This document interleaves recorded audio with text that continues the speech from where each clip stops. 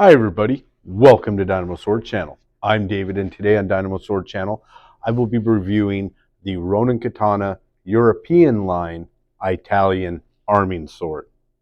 So how does this sword fare amongst other arming swords in its price range, as well as hold up to the historical originals it's based on? Well, stay tuned and we'll find out.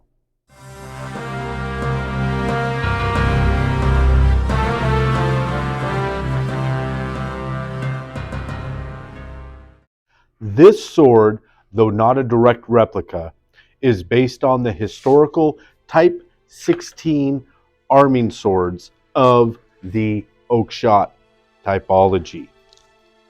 Type 16 swords were first developed in the early 14th century and were, for their time, the pinnacle of sword design and development. As it is in the Type 16, we see the European medieval sword get a more refined and focused balance on both cut and thrust profiled blades. The 16 at its base retains the broad profile and deep fuller of earlier cutting focused swords such as the Type 10 and Type 12, but the fuller only reaches usually about half of the blade length.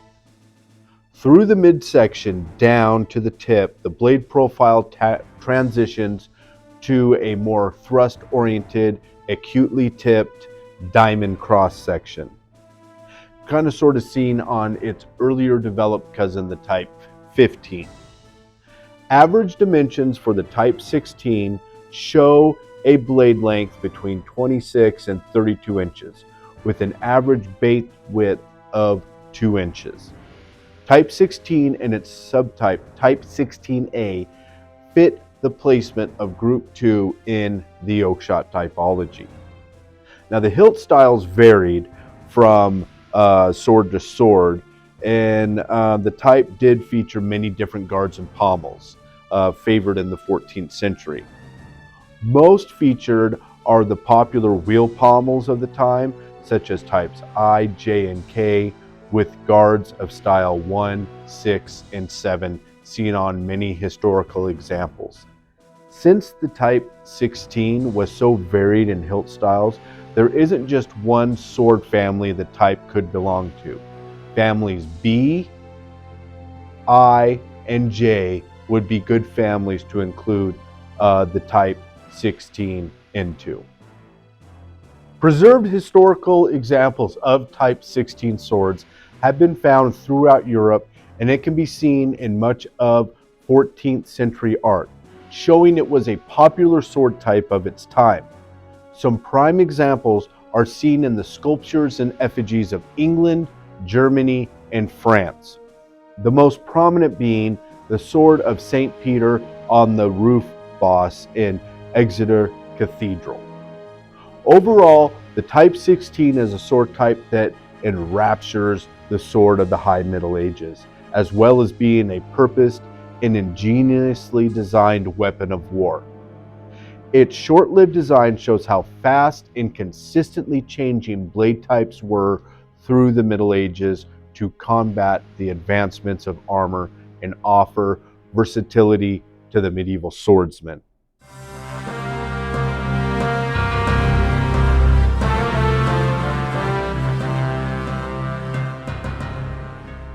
Next, we'll have a look at the overall statistics of this sword. So its overall length is 38 inches. It has a weight of 3¼ pounds with a point of balance right at about 5 inches from the hilt. The center of percussion is about 19 inches from the hilt. And again, this sword's type or class would be what is known as an arming sword. Now, the blade's overall length is 30½ inches. The blade width at the base is 1 7/8 inches, and that tapers down to about ½ inch at the tip. The material is a 1075 high carbon steel, and it has a slight semi-gloss polish, I'd say, so kind of more mirror, but not as pronouncedly mirror as some sword polishes can be. The cross section is a diamond cross section, and it has a thinner, deep fuller running a little over half of the blade length. Now, again, as mentioned earlier in the historical section, the oakshot type of this sword is what would be known as the Type 16. Now, onto the guard. The guard's total length is 7.5 inches. Its Quillian dimensions are 3/8 by a 1/4 inch, and that tapers from the 3/8 to 1/2 inch to about 1/8 of an inch at the thing. So a nice swell for the guard type. The material is a stainless steel with a satin finish, and the style of guard is what would be known as a Style 6 guard in the oakshot typology. Onto the handle. The handle's total length is 4 3/4 inches. Its circumference at the guard is 3.5 inches, and that tapers down pretty strongly to 2 3/4 of an inch at the pommel. The handle material is wood, and the grip material originally was a black leather with a black overcord, and I wasn't really a big fan of that, so I did customize this sword, as you could see, and I did a nice black leather overwrap with a 5 riser configuration. Now the pommel's total length is 2 1/4 inches. Its width at its widest is 1 1/8 inch, and that wastes down to 1 inch at the handle. The pommel's overall thickness is 1/2 inch, and the pommel circumference at the top is 5 1/4 inches, and then that wastes down to 3 inches at the handle. The material, like the guard, is a stainless steel and a satin finish. The hilt construction is peen, and it does have a really nice blended peen. You can barely notice it's there. The pommel type is what would be known as a Type V in the oakshot typology. Now, this sword does have a scabbard. The scabbard is wood core,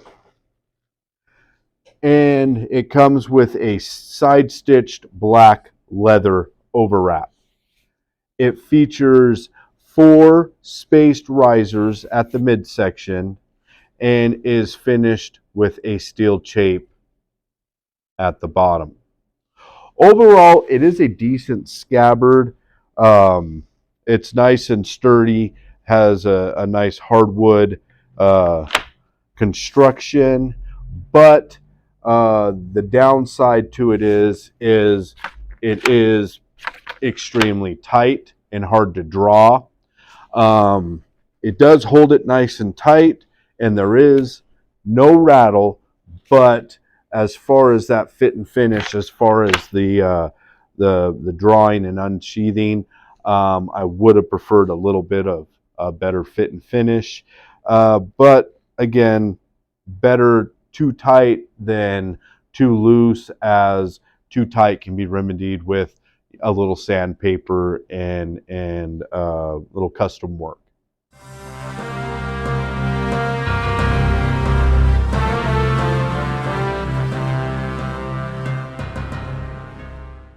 This sword, as mentioned earlier, is part of the Ronin Katana European line of swords. Ronin Katana first entered the fray of European swords in 2015 when Chris Scoggin, the owner of Ronin Katana, discussed with Paul Southern, the administrator and owner of Sword Buyer's Guide, as well as other members of the Sword Buyer's Guide forum on developing a line of durable but affordable European swords like their popular Dojo Pro line of katana was for Japanese swords. Now, the first line of Ronin European swords was met with some pitfalls, as much of the line was poorly received by reviewers due to a faulty hex nut assembly, similar to Hanwei Tinker swords. Then, of course, there were some copyright issues, as the first generation of the line shared hilt pieces with Valiant Armory's signature swords, due to them being made by the same Chinese forge. Now, soon after, though, the second generation of European swords arrived, featuring 3 swords, a long sword, an arming sword, and a Viking sword, to offer variety to the line. Soon after, more models followed, including the arming sword that is being reviewed today. Now, just so you guys are aware with the whole Valiant Armory dispute, that was solved without any issue. It was actually an accident, as far as the Chinese forge that originally forged those hilt pieces for Valiant Armory. When Chris asked for some nice guards and pommels in European style, the Chinese forge, not worried about the sword market lines here that are being sold to the States, basically sold out the Valiant hilt pieces without any care or concern for Valiant Armory, and then that is what kind of caused the whole stink. So originally, yeah, there was a lot of like, hey, Ronin Katana is stealing from Valiant Armory, but once it was kind of figured out what actually happened and what was going on, and there was no real like purposeful kind of copy in a Valiant Armory, everything went under the bridge, as well as those Gen 1 swords kind of going defunct due to the fact that they did have some faulty hilt pieces, and they went back to the to the peen construction that all the swords in the line are now. So next, let's take a look at the kind of the fit and finish of the sword, and what I think of this sword overall in regards to its finish. So really, honestly, how do I think it compares to other budget arming swords? Well, in all honesty, I feel it is a good sword for its price point. The core focus of this line is to offer an affordable but durable cutting sword for extended use.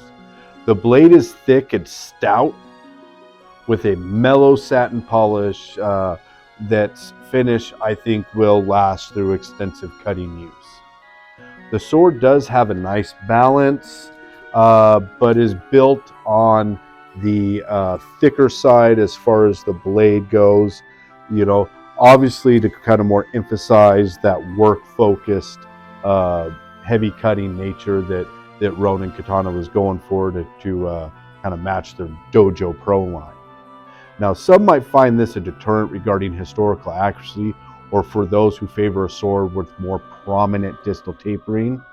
But overall, as far as just the general finish of the blade, it is nice, and there are no warps or twists to the blade, and everything is nice and polished evenly. It is also sharpened, and as you can see, it has a nice unbeveled sharp edge to it, which is nice to see at the price point. The fullers are well terminated, and the diamond cross section is pronounced, and the tip is very well shaped and acute. The guard is well cast and a good representation of a style 6 guard. The quillions are of adequate dimension and properly taper towards the ends. It is made of stainless steel, and its finish is a more rougher satin with apparent grind marks. The mouth of the guard is cut in a more squarish finish, but is not overly gapped. There is, some epoxy I can see fitted between the blade and the guard, but that kind of is the norm for most swords of this sub $300 price point. Overall, I feel it is nicely made and an attractive guard, in the style 6, which is one of my favorites. Now, the handle is wood core, fitted by using a sandwich method, which is where they take the two halves and then glue it at a seam on the side. As you could see, I did end up customizing it, as I kind of mentioned earlier. I just wasn't really a big fan of its stock leather with the cord overwrap. The overall shape of the handle actually is really finished really well. It's ergonomic, really nice to the hand. It's nice and even with no kind of sharp edges or anything. But it is ironically on the longer side though for an arming sword. This might be a deterrent to some, or make some kind of more or less consider this a hand and a half sword. But yeah, it is about a half inch, a little too long. So with the pommel, you can definitely grip it two hands, kind of more like a hand and half sword. But if that's also what you're interested in, and you weren't really interested in an arming sword, or their longer Italian long sword that has similar fittings, then yeah, this is a good option for, I guess, something that would be considered a hand and a half sword. The pommel, like the guard, is made of stainless steel and has a similar satin polish with kind of more of the grind marks that you kind of see on the guard. Honestly, overall, it is a really fine representative of a historical Type V, with a lot of the features like the central gapped ridge and the flares at the top. It doesn't look too machined like some other Ronin European line swords do. For example, their Viking swords.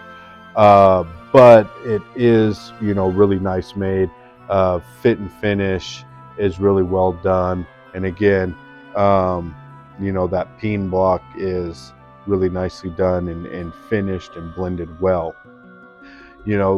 Really though, there are unfortunately some fit and finish issues with the termination of the pommel, as if you look, you can kind of see how it's slightly off center to the grip, and its edges do stick out slightly when gripped on this one side here.